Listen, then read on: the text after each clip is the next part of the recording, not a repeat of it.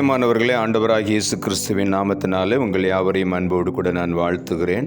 ஆண்டவர் கிருபையாய் நமக்கு கொடுத்த இந்த புதிய மாதத்திற்காக முதலாவது நாம் ஆண்டவருக்கு நன்றி சொல்வோம். கடந்த 5 மாதங்களும் ஆண்டவர் கிருபையாய் நம்மை பாதுகாத்து வழிநடத்தி இந்த 6வது மாதத்துக்குள் பிரவேசிக்க ஆண்டவர் கிருபை கொடுத்திருக்கிறார். முதலாவது ஆண்டவர் செய்த நன்மைகளை நினைத்து ஆண்டவருக்கு நன்றி சொல்லுவோம்.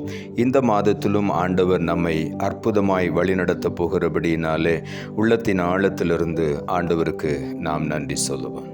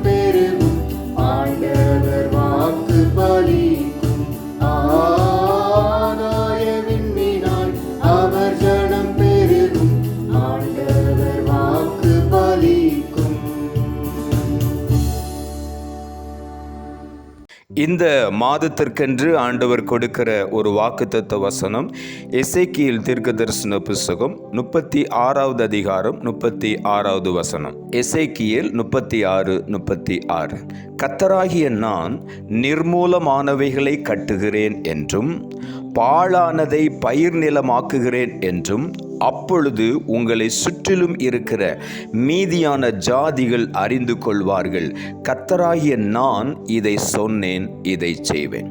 இந்த காலை வேளையில் ஆண்டவர் இந்த ஜூன் மாதத்திற்கென்று கொடுக்கிற ஒரு வாக்குத்தத்த வசனம், நான் நிர்மூலமானவைகளை கட்டுகிறேன், பாழானதை பயிர் நிலமாக்குகிறேன், இதை நான் சொன்னேன், இதை செய்வேன் என்று ஆண்டவர் சொல்லுகிறார். இந்த காலை வேளையில் பல சூழ்நிலைமைகளில் நம்முடைய வாழ்க்கையில் சில காரியங்கள் பாழாய் போனதைப் போல நாம் நினைத்து இனி அதற்கு பிரயாசப்பட்டு பிரயோஜனம் இல்லை என்று ஒதுக்கி தள்ளியிருக்கலாம். இன்றைக்கு ஆண்டவர் நாம் எது முடியாது என்று நாம் அவிசுவாசத்தோடு நம்பிக்கை இல்லாத ஒரு சூழ்நிலையிலே அதை முற்றிலுமாய் மறந்து விடுகிறோம். ஆனால் இந்த காலை வேளையில் ஆண்டவர் மறுபடியுமாக நிர்மூலமாகி கிடக்கிறவைகளை எழுப்பி கட்டுவேன் என்று சொல்லுகிறார். இந்த மாதத்தில் மாத்திரமல்ல, பாழாகி போன நிலத்தை ஆண்டவர் பயிர் நிலமாய் மாற்றுவேன்.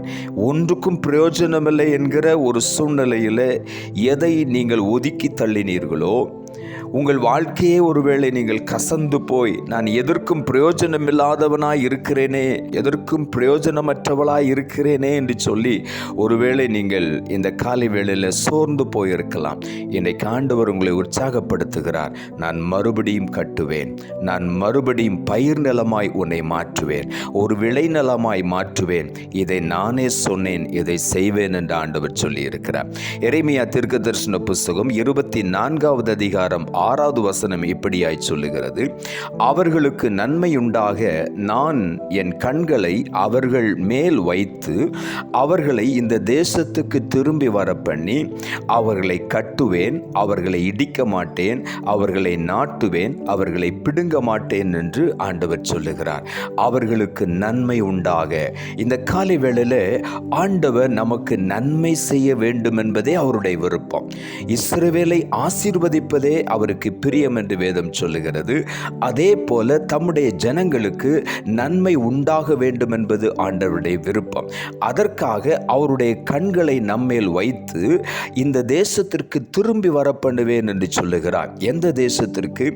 ஆண்டவர் விரும்புகிற ஒரு பரிசுத்த தேசமாய் நம்மை மாற்றி நம்மை ஆண்டவர் திரும்பி நம்மை முந்தின நிலைமைக்கு, மேன்மையான நிலைமைக்கு, எந்த இடத்திலிருந்து நாம் சோர்ந்து கீழே இறங்கி வந்தோமோ, கீழே விழுந்து விட்டோமோ அந்த இடத்திற்கு நான் திரும்பி வர பண்ணுவேன். அவர்களை கட்டுவேன், அவர்களை இடிக்க மாட்டேன், அவர்களை மறுபடியும் நிலைநாட்டுவேன், அவர்களை ஒருபோதும் நான் பிடுங்கி எறிய மாட்டேன் என்று ஆண்டவர் வாக்கு கொடுக்கிறார். ஏசாயா தீர்க்கதரிசன புஸ்தகம் 51 அதிகாரம் 3 இப்படியாய் சொல்லுகிறது: கர்த்தர் சீயோனுக்கு ஆறுதல் செய்வார், அவர் அதன் பாழான ஸ்தலங்களை எல்லாம் தேறுதல் அடைய செய்து அதன் வனாந்தரத்தை ஏதேனை போலவும் அதன் அவாந்தர வெளியை கர்த்தரின் தோட்டத்தை போலவும் ஆக்குவார். சந்தோஷமும் மகிழ்ச்சியும் துதியும் கீத சத்தமும் அதில் உண்டாயிருக்கும் என்று சொல்லுகிறார். இந்த காலை வேளையில நம்முடைய வாழ்க்கையை ஆண்டவர் என்ன செய்ய போகிறாராம்?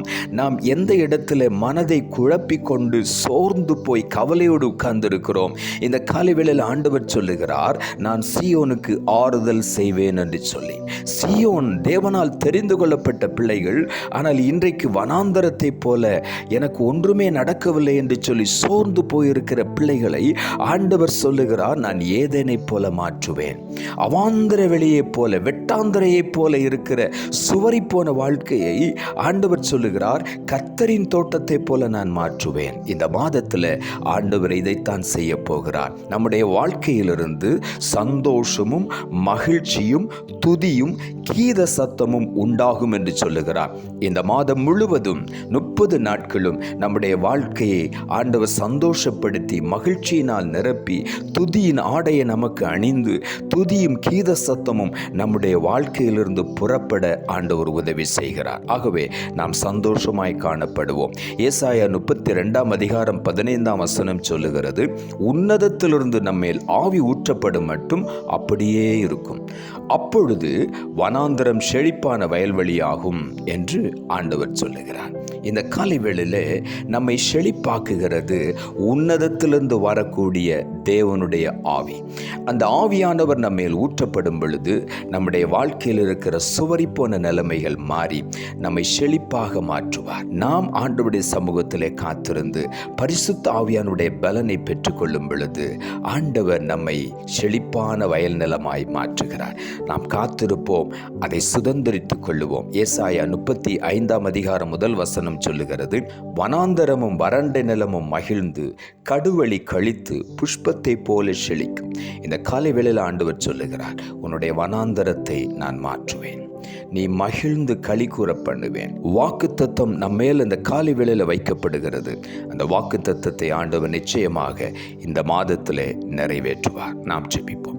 அன்புள்ள ஆண்டவரே, கிருபையாய் நீர் கொடுத்த இந்த புதிய மாதத்திற்காய் மறுபடியும் உமக்கு நன்றி செலுத்துகிறோம். ஆண்டவர் கொடுத்த வாக்குத்தத்த வார்த்தைக்காக உமக்கு நன்றி. கர்த்தராகிய நான் நிர்மூலமானவைகளை கட்டுகிறேன் என்றும் பாழானதை பயிர் நிலமாக்குகிறேன் என்றும், அப்பொழுது உங்களை சுற்றிலும் இருக்கிற மீதியான ஜாதிகள் அறிந்து கொள்வார்கள், கர்த்தராகிய நான் இதை சொன்னேன், இதை செய்வேன் என்ற வாக்குத்தத்தத்தை கொடுத்தீர். கேட்டுக்கொண்டிருக்கிற ஒவ்வொருடைய வாழ்க்கையிலும் மறுபடியும் கட்டி எழுப்ப போகிறீர், பாழானதை பயிர் நிலமாய் மாற்றுகிறீர். உமக்கு நன்றி. உம்முடைய கரத்தில் ஒப்புக் கொடுக்கிறோம். இந்த மாதம் 30 நாட்களும் ஆண்டவர் ஒவ்வொருவரோடும் கூட இருந்து நிர்மூலமானவைகளையும் கட்டி எழுப்பி பாழானதை பயிர் நிலமாய் மாற்றி ஒவ்வொருவரை நீர் ஆசீர்வதியும் சுவாமி. அவர்களிடத்திலிருந்து மகிழ்ச்சியும் ஆனந்த சத்தமும் புறப்பட்டு வரட்டும் ஆண்டவரே. அவர்கள் புஷ்பத்தை போல செழிக்க பண்ணுவீராக என்று சொல்லி நான் ஜெபிக்கிறேன். நீர் அப்படியே ஆசீர்வதியும். இயேசுவின் நாமத்தில் ஜெபிக்கிறேன் நல்ல பிதாவே, ஆமென்.